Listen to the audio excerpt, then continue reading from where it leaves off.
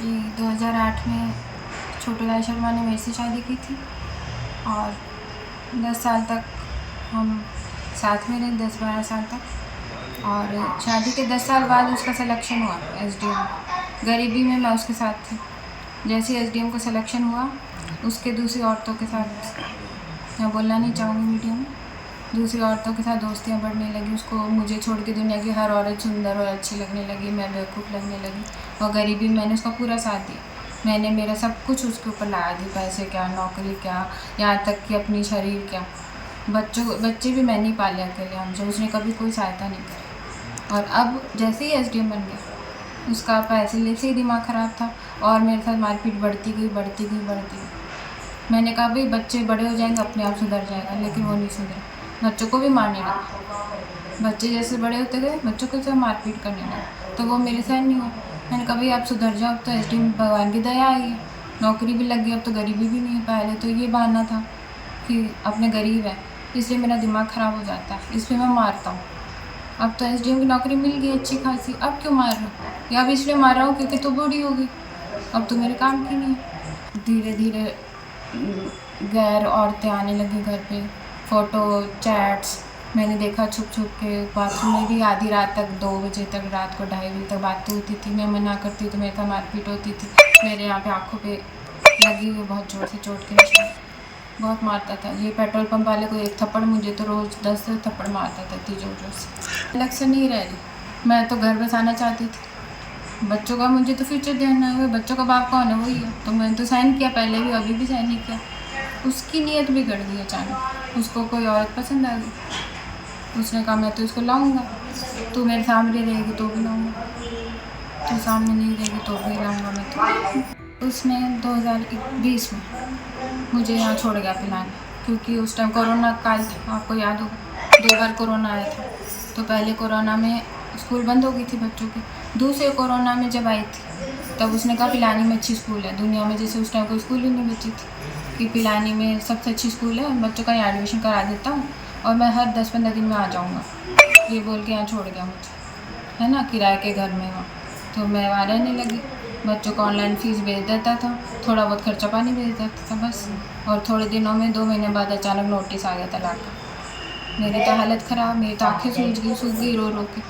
तलाक का नोटिस भी, तलाक किस बात का, मैं क्यों दूँ तलाक? और मैं तलाक दे के जाऊँगी कहाँ? ना मेरे पास नौकरी, ना मेरे पास कोई, बच्चों को लेके कहाँ जाऊँगी?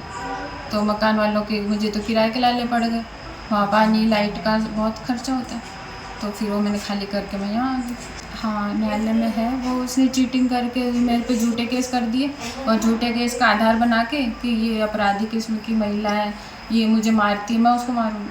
मैं उसको मार सकती हूँ?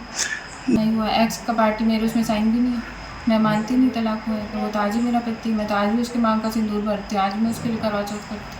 वो नहीं मानते तो मेरी क्या गलती, मेरे बच्चों की क्या गलती? एक्स पार्टी किया है, उसने चीटिंग करके साइन ले लिया और मैंने उसकी अपील कर रखी है जोधपुर हाई कोर्ट में।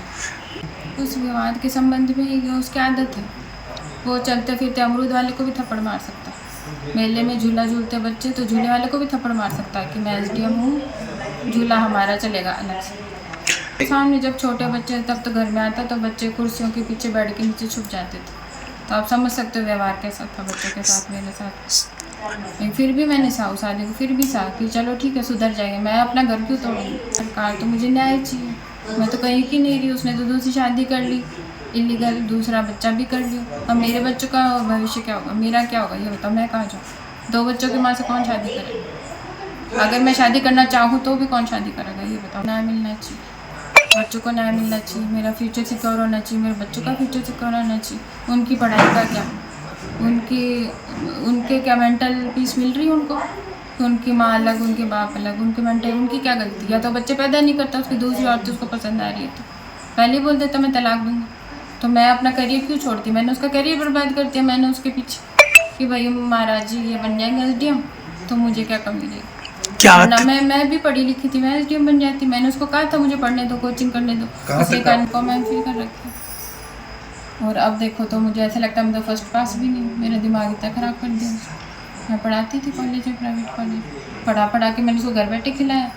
कॉलेज में लड़ाई करके आ जाता है, लड़कियों को छेड़ के आ जाता है, वहाँ भी उसको नौकरी से निकालते थे जून में।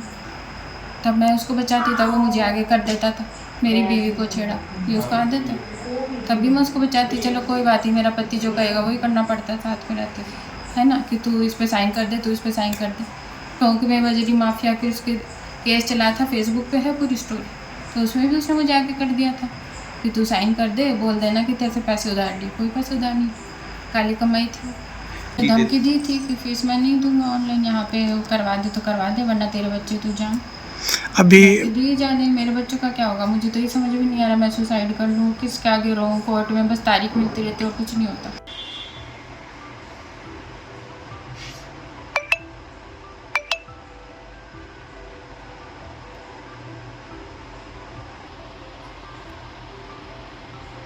ये ब्लड सर्टिफिकेट की तो है मीडिया में, और दे दूँ मेरी उसकी रहनी चाहिए ना, सारे ब्लड का, बच्चों के ब्लड का मम्मी पापा के साथ।